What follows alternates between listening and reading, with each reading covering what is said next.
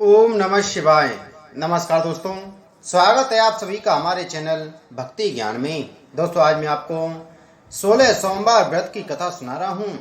मृत्यु लोक में विवाह करने की इच्छा करके एक समय श्री भूतनाथ महादेव जी माता पार्वती के साथ पधारे। वहां वे भ्रमण करते करते विदर्भ देशांतर्गत अमरावती नाम की अतीव रमणीक नगरी में पहुंचे। अमरावती नगरी अमरपुरी के सदस्य सब प्रकार के सुखों से परिपूर्ण थी। उसमें वहां के महाराजा का बनाया हुआ अति रमणीक शिव जी का मंदिर बना था। उसमें भगवान शंकर भगवती पार्वती के साथ निवास करने लगे।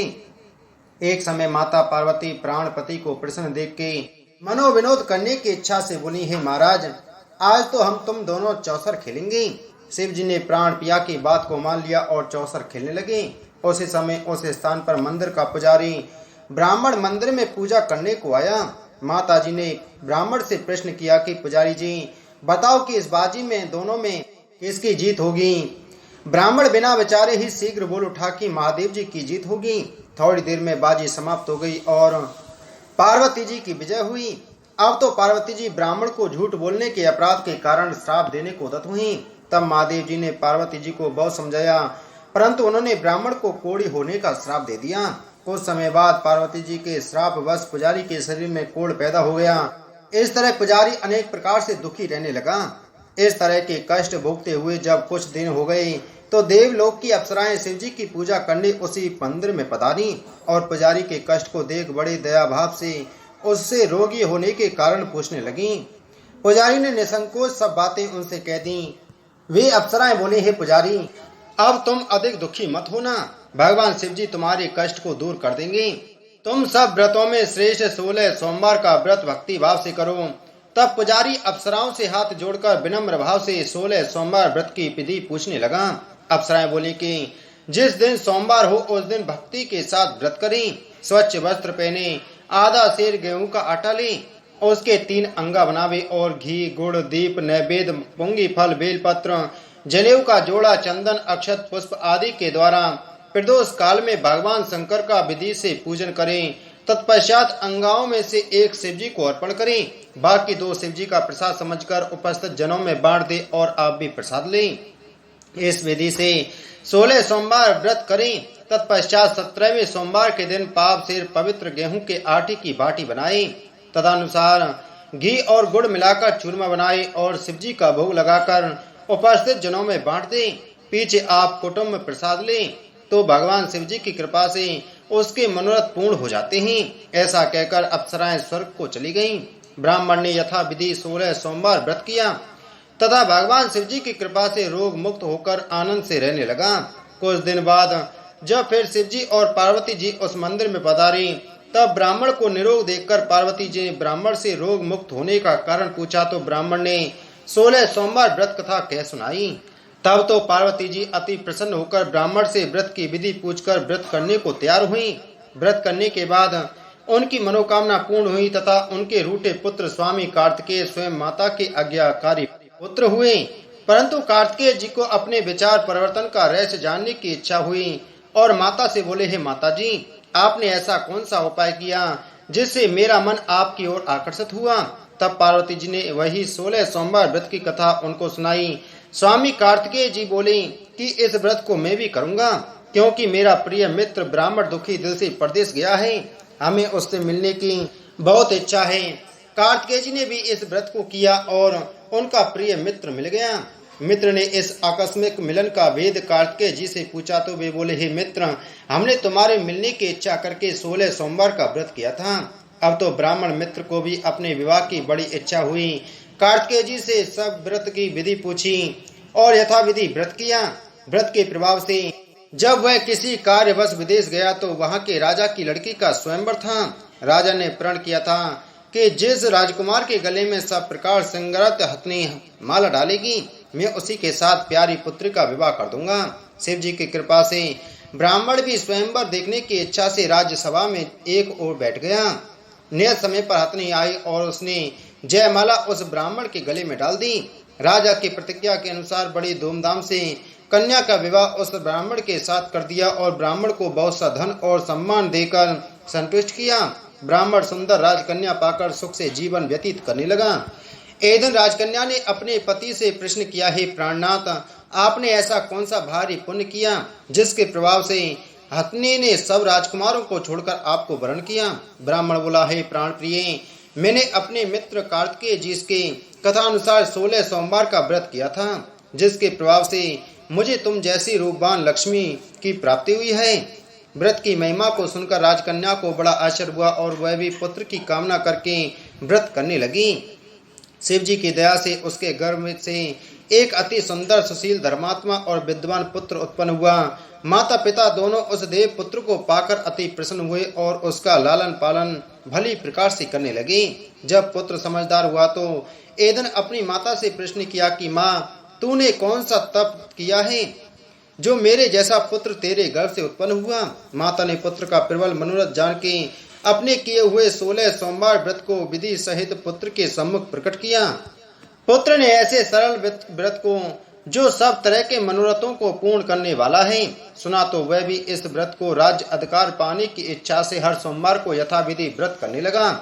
उसी समय एक देश के वृद्ध राजा के दूतों ने आकर उसको एक राजकन्या के लिए वरण किया। राजा ने अपनी पुत्री का विवाह ऐसे सर्वगुण संपन्न ब्राह्मण युवक के साथ करके बड़ा सुख प्राप्त किया। वृद्ध राजा के देवंगत हो जाने पर यही ब्राह्मण बालक गद्दी पर बिठाया गया, क्योंकि देवंगत भूप के कोई पुत्र नहीं था।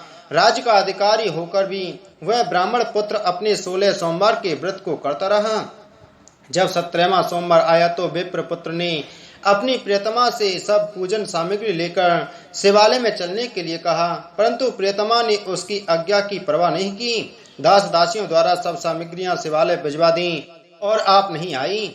जब राजा ने शिव जी का पूजन समाप्त किया तब एक आकाशवाणी राजा के प्रति हुई। राजा ने सुना, हे राजा, अपनी इस रानी को राजमहल से निकाल दे, नहीं तो तेरा सर्वनाश कर देगी। वाणी को सुनकर राजा के आश्चर्य का ठिकाना नहीं रहा और तत्काल ही मंत्रणा गृह में आकर अपने सभासदों को बुलाकर पूछने लगा कि हे मंत्रियों, मुझे आज शिव जी की भविष्यवाणी हुई है कि राजा तू अपनी इस रानी को निकाल दे, नहीं तो ये तेरा सर्वनाश कर देगी। मंत्री आदि सब बड़े विस्मय और दुख में डूब गए, क्योंकि जिस कन्या के साथ राज्य मिला है राजा उसी को निकालने का जाल रचता है, यह कैसे हो सकेगा। अंत में राजा ने उसे अपने यहाँ से निकाल दिया। रानी दुखी हृदय भाग्य को कोसती हुई नगर के बाहर चली गई। बिना पद त्राण, फटे वस्त्र पहने, भूख से दुखी धीरे धीरे चलकर एक नगर में पहुंची। वहां एक बुढ़िया सूत काटकर बेचने को जाती थी। रानी की करुण दशा देखकर बोली, चल तू मेरा सूत बिकवा दे, मैं वृद्ध हूँ, भाव नहीं जानती हूँ। ऐसी बात बुढ़िया की सुन रानी ने बुढ़िया के सर से सूत की गठरी उतार अपने सिर पर रखी। थोड़ी देर बाद आंधी आई और बुढ़िया का सूत पोटली के सहित उड़ गया। बेचारी बुढ़िया पछताती रह गई और रानी को अपने साथ से दूर रहने को कह दिया।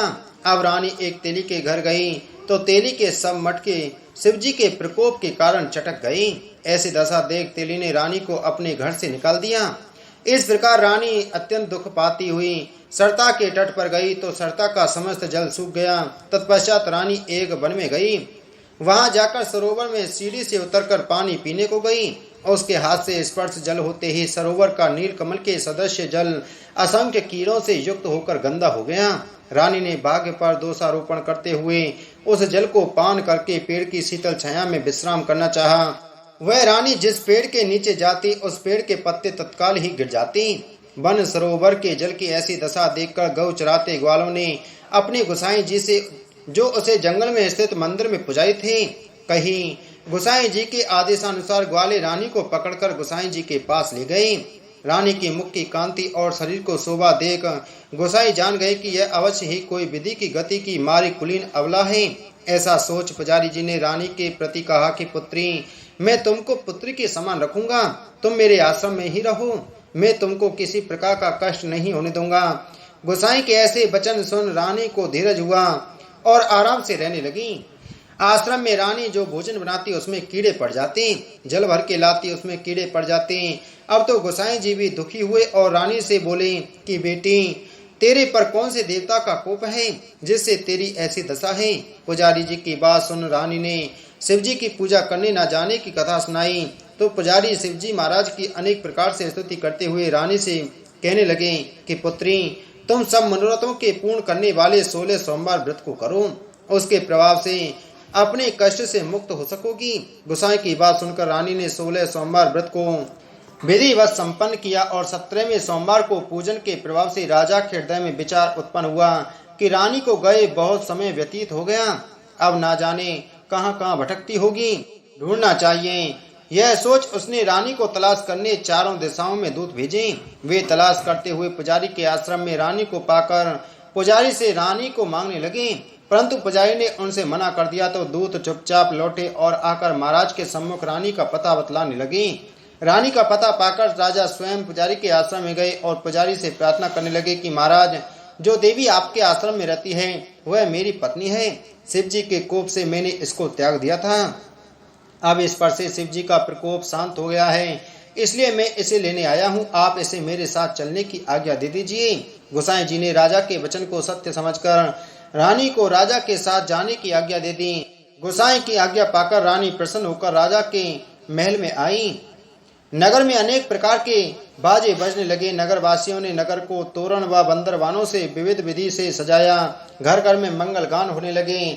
पंडितों ने विविध वेद मंत्रों का उच्चारण करके अपनी राजरानी का आह्वान किया। इस प्रकार रानी ने पुनः अपनी राजधानी में प्रवेश किया।